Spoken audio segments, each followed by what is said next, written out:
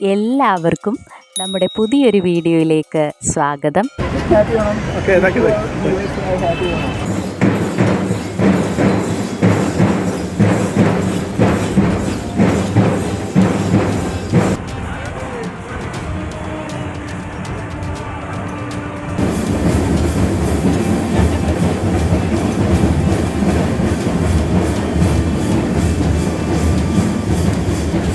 കൊച്ചിയുടെ ഹൃദയഭാഗത്ത് നിന്ന് ഏകദേശം 7 കിലോമീറ്റർ അകലെയുള്ള തൃപ്പൂണിത്തുറ എന്നും ഒരു സാംസ്കാരിക കേന്ദ്രമാണ്.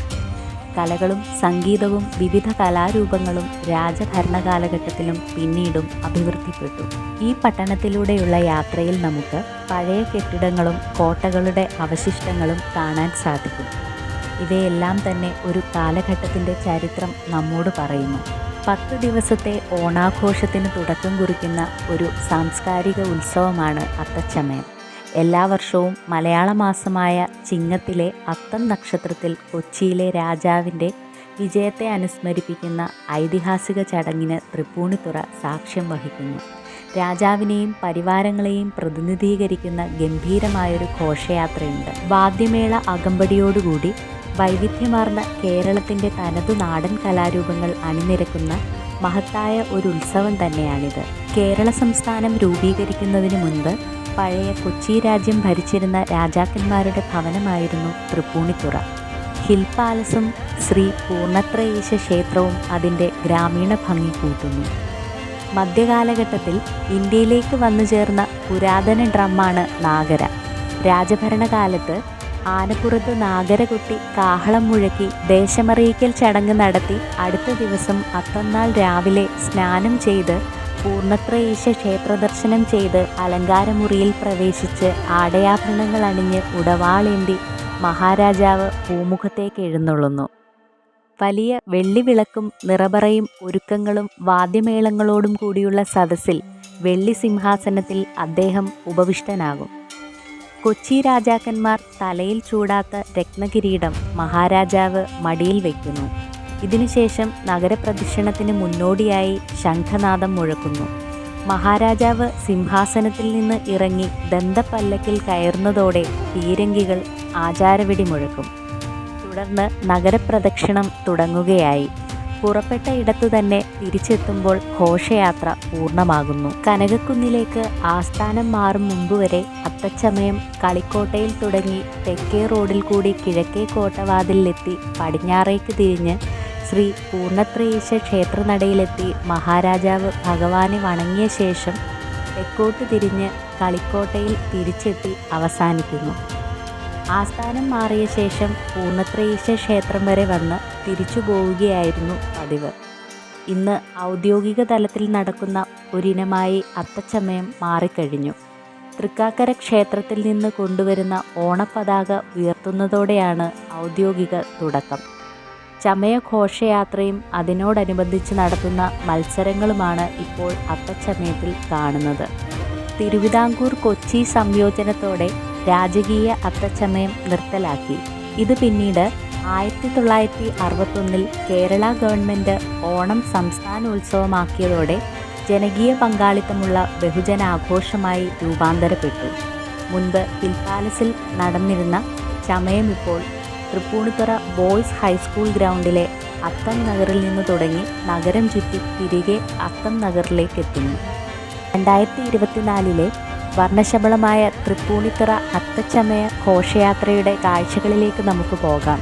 പൊന്നോണാഘോഷങ്ങൾക്ക് തുടക്കം കുറിക്കുന്ന രാജകീയ നഗരമായ തൃപ്പൂണിത്തുറ അത്തം നഗറിൽ നിന്നും ആരംഭിച്ച വർണ്ണശബളമായ അത്തം ഘോഷയാത്ര നാടുകളുടെ പ്രത്യേക ശ്രദ്ധയ്ക്ക് സുഗമമാക്കുവാൻ റോഡിന് ഇരുവശങ്ങളിലേക്കും ഒതുങ്ങി നിൽക്കുന്ന സ്മരണയുണർത്തിക്കൊണ്ട് വീണ്ടും ഒരു ഓണാഘോഷത്തിന് തുടക്കം കുറിക്കുന്ന തൃപ്പൂണിത്തുറ അത്തം നഗറിൽ നിന്നും ആരംഭിച്ച